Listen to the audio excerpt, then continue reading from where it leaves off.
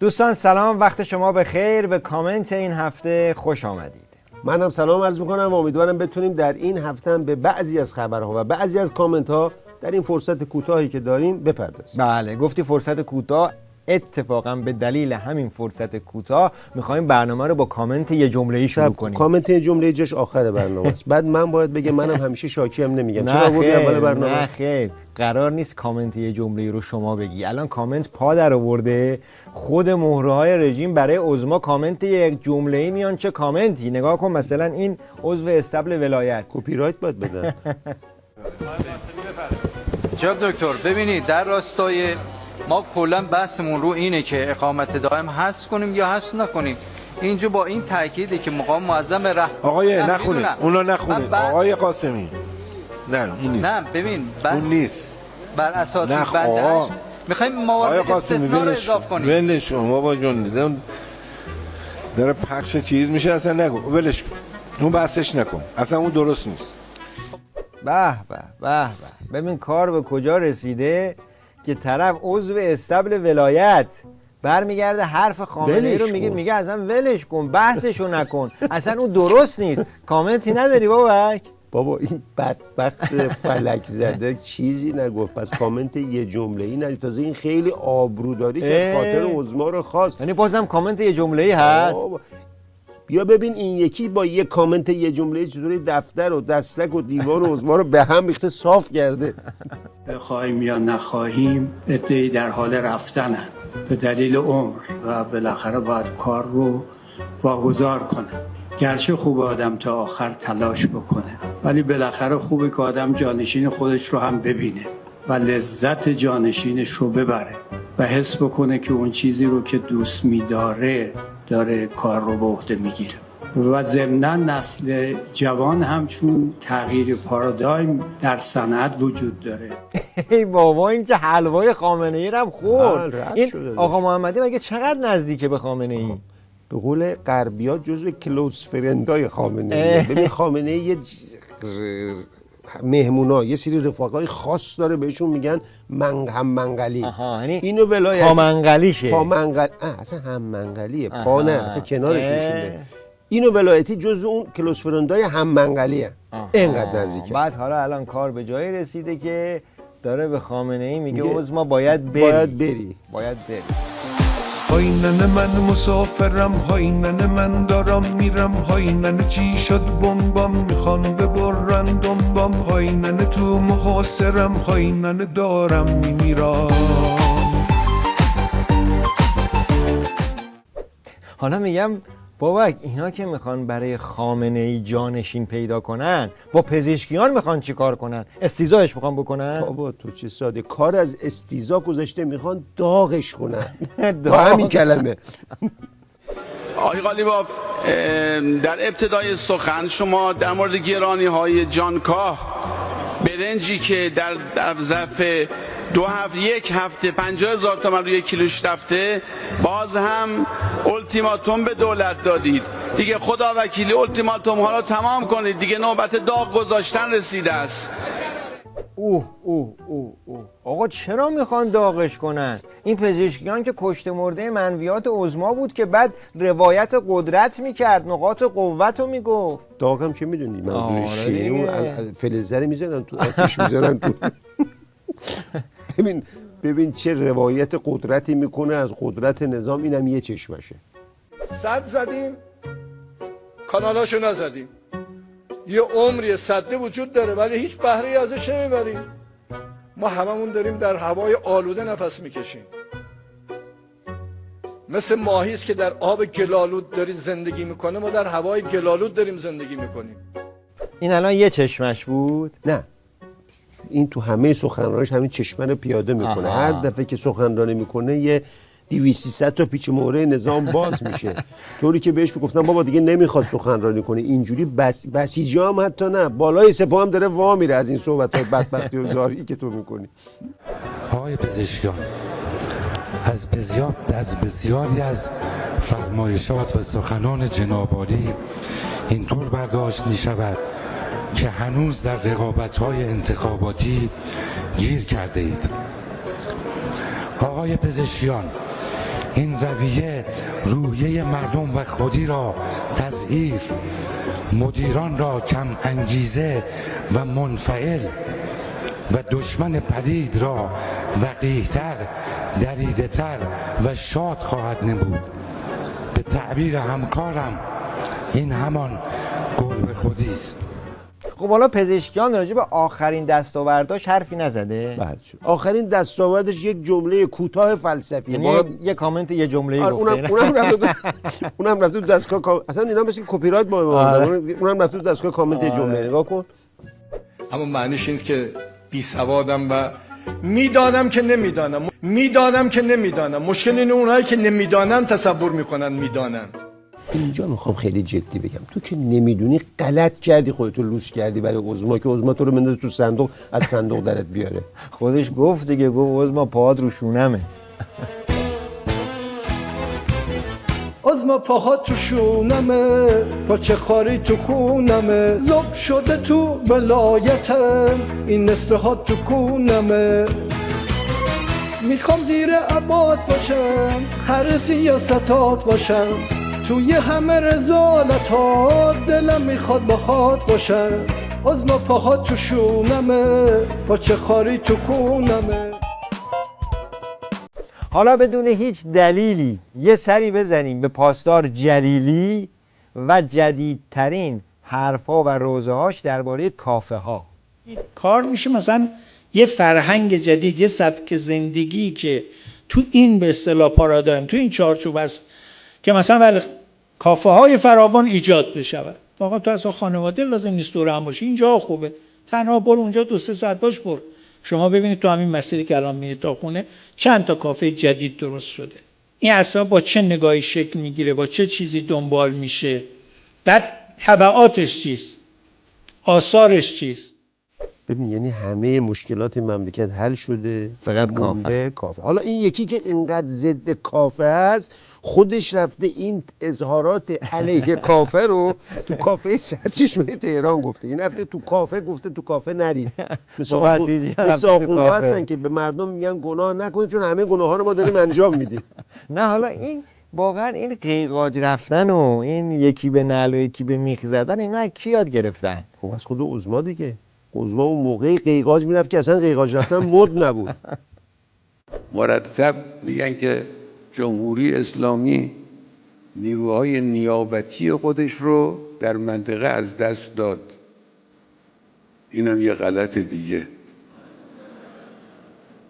جمهوری اسلامی نیروی نیابتی نداره. آقا میفرماید آید بشار اسد نیابتی داره میجنگه، از طرف ما میجنگه، برای ما میجنگه.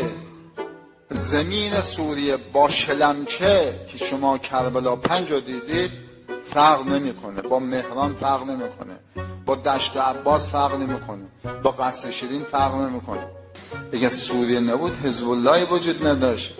من آن خنجر به پهلویم که بمب و هسته می جویم، ولی از ترس جان خود نهان گشته به پستویم.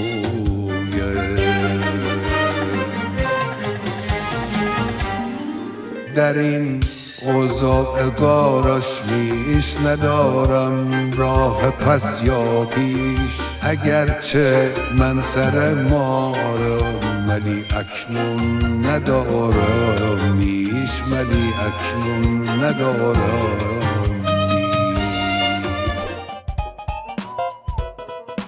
حالا یادته یک برنامه قبلتر یه هموطنی از مشهد نامه نوشت و پته رئیسی رو از بچگی ریخت رو آب و قرار شد ما دیگه این داستان جمع کنیم، پروندهشو ببندیم. اما باز که خودش دوست نداره این پرونده بسته بکشه، پروپاگاندشو جمع جور کنه. من یاد این اون جوکه میافتم که یه آدمی بود مشنگا رو مسخره میکرد. یه روزی که خسته شد گفت دیگه نمیخوام سر به سر آدما بذارم، بلند شد رفت مکه کنار خانه خدا شروع کرد به زاری و در حال فضای عرفانی که من دیگه دست نمی‌ندازم کسی رو. یکی زد پشتش گفت آقا قبله کدوم طرفه؟ این گفت این یکی دیگه خودش میخواد خودش شروع کرد. حالا داستان چی شده؟ مگه خبری شده از رئیسی؟ آقا پزشکیان رفته خراسان جنوبی به اصطلاح سفر استانی. یکی بلند شده آنچنان چوبی زده لگدی زده به قبر رئیسی. ببین در این میان آنچه که من شهروند پیاده دور از مرکز در کشور میبینم هیچ تعریفی جز بی‌دولتی ندارد. گلوگاه‌های حساس اقتصادی دولت شما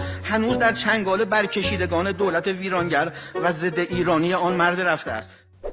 پس با این حساب دیگه از این به بعد تو رژیم کسی میخواد بگه رئیسی نمیگه رئیسی، میگه آن مرد رفته ضد ایرانی ویرانگر. آره. حالا من اصلا سوالمه چرا لقمه دور سر میچرخونید؟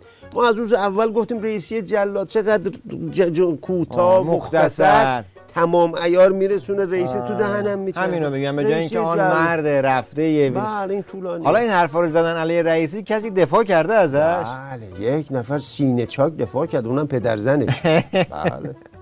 الان مزدورانش رو فرستادن در مجامع مختلف در خراسان جنوبی که کانون محبت و ارادت به رئیس جمهور بود، در اونجا بیان و شروع کنن سنپاشی کردن و توهین کردن و فکر میکنن با توهین با اهانت یه همچه محبوبی که در دلها هست قبله دلها رو از او برگردانن. این کار دشمنه.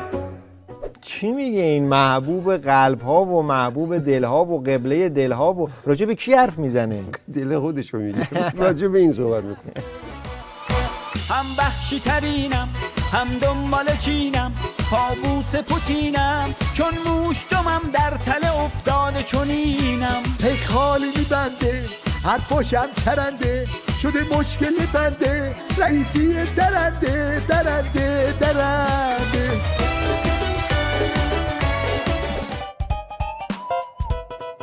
بابک یادته توی کامنت ویژه شب یلدا یه حرفای یکی از کارشناسای حکومتی رو پخش کردیم که منوی غذایی بیت ولایت و استبل ولایت و اینا رو تجربیات خودش منظورم این کلیپه. میتونیم به جای برنج جو بخوریم؟ من توصیه میکنم الان که از نظر قیمت یه مقدار برنج گران هست، مسلما جو میتونه کمک بکنه نسبت به خواصش الان ارزانه. از گندم و برنج غذاییتش کمتره، به همین دلیله که میتونیم برای رژیم لاغری استفاده بکنیم. غذای کافی دارد، نه اینکه غذا نیست. پس میتوانیم یکی از برنامه‌های سبد غذایی روزانه جو باشه. مگه میشه همیشه برنج باشه؟ بله. حالا دو تا از هموطنامون 2 تا کامنت تصویری دادن به همین حرفای این کارشناس حکومتی که میخوایم با هم ببینیم در برنامه دستشون درد نکنه. بله. بریم خوراک اون کارشناسی که گفته بود به مردم به جای برنج رو بخوریم، بریم خوراکش آماده کنیم.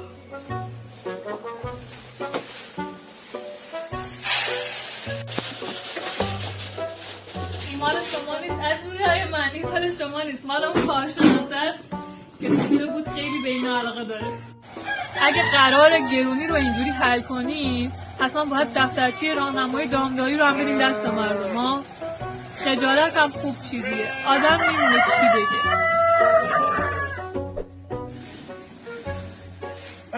به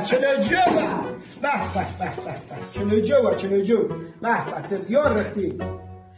آقای عزیزه که به 80 میلیون ایرانی توهین کردی، گفتی برن جو بخورین. 80 میلیون ایرانی به طلا بخورن.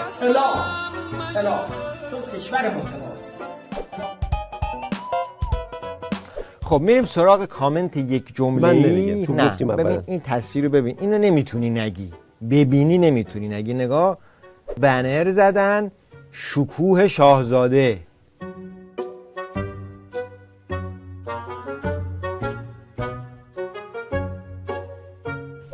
کامنت نداری براش؟ بله چرا دارم.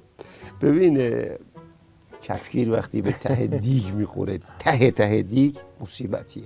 بابا چرا زده شکوه شاهزاده دیگه؟ قبل از اینکه این شکوه شاهزاده رو توضیح بدم، جالب اینجاست که رسانه بقایای ساواک این عکس رو زده و نوشته که نگاه کنید نافرمانی مدنی و آره به عنوان فعالیت‌های سینه چاکان شاهپرست شاهزاده. رژیم یه حماسه حضور میلیونی داره، اونا هم 1 میلیونی ها اینطوری داره. ببین قبل اینکه اینو یه جمله ایشو بگم یه داستانی تعریف کنم. یه کسی اومده بود در تهران، پلیس راهنمایی شده بود توی یکی از این چهارراه‌های معروف تهران، دست میگرفت سوت میزد، مردم وای میستن طبق پدرش که از یه جای دیگه اومده بود، اومد دید که پسرش سوت میزنه، همه وای میستن، دستشون همه وای میستن. رفت تو شهر خودشون گفت پسر من انقدر مردم ازش تو تهران میترسن سوت میزنن، همه وای میسن تو خیابون. حالا داستانه. اما داستان این یه خانمی به اسم شکوه شاهزاده، مربی یعنی معلم زبان انگلیسی، تبلیغ کرده برای کلاس خودش و این بقایای ساواک و همپیمانان شیخ از حول حلیم افتادن تو دیگ مثل همیشه. البته آموزشگاه زبانهای خارجی درخشان. سلام، شکوه شاهزاده هستم، مدیریت آموزشگاه زبانهای خارجی درخشان با 18 سال سابقه تدریس. و البته حرف واقعی مردم به این جماعت رو اینجا بشنویم.